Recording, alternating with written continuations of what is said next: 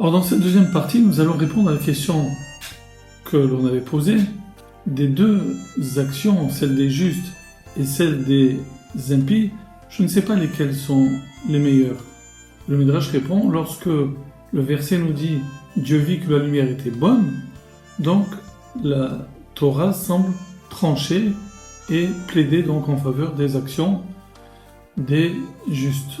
Et il y a un grand rabbin hongrois, qui s'appelait le Rav Yosef Zvi Luchenski, qui explique la chose suivante. Il dit en fait ce Midrash, il est à mettre en parallèle avec un autre débat. Les sages ont longuement discuté, à savoir quel est l'homme le plus méritant.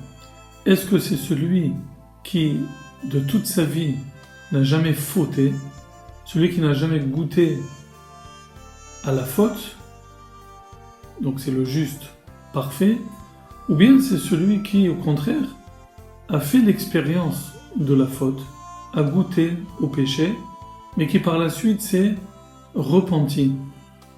Lequel des deux est le plus méritant? Eh bien, dans le Talmud, on a un début de réponse, puisqu'on nous dit que à l'endroit où les Baalei Tchouva, les repentis, donc ceux qui ont déjà fauté, à l'endroit où ces gens-là se tiennent, eh bien les justes, parfaits, ne peuvent se tenir. C'est-à-dire que le Talmud nous explique que finalement, les gens qui ont connu la faute sont supérieurs à ceux qui n'ont jamais fauté de leur vie. Ça, c'est la logique du Talmud. Bien, le Rav Luchenski, lui, nous dit la chose suivante, que finalement, tout le monde reconnaît que celui qui n'a jamais péché, on va dire, est supérieur, c'est pas évident. Il n'a pas entaché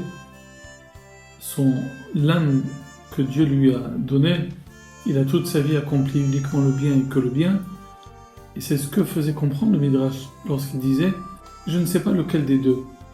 Lesquelles des deux catégories d'hommes est la plus méritante? Est-ce que c'est le tohu bohu, les gens qui ont péché et après qui ont fait teshuva, ou bien c'est la lumière, c'est-à-dire les justes parfaits? La conclusion de ce débat est celle-ci.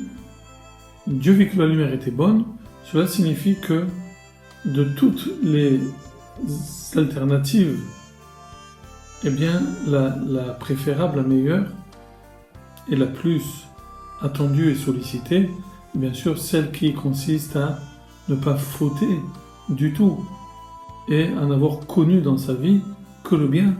Mais ça c'est le lot de ce qu'on appelle d'une élite. Peu de gens peuvent prétendre à ne pas avoir goûté au goût de la faute, malheureusement.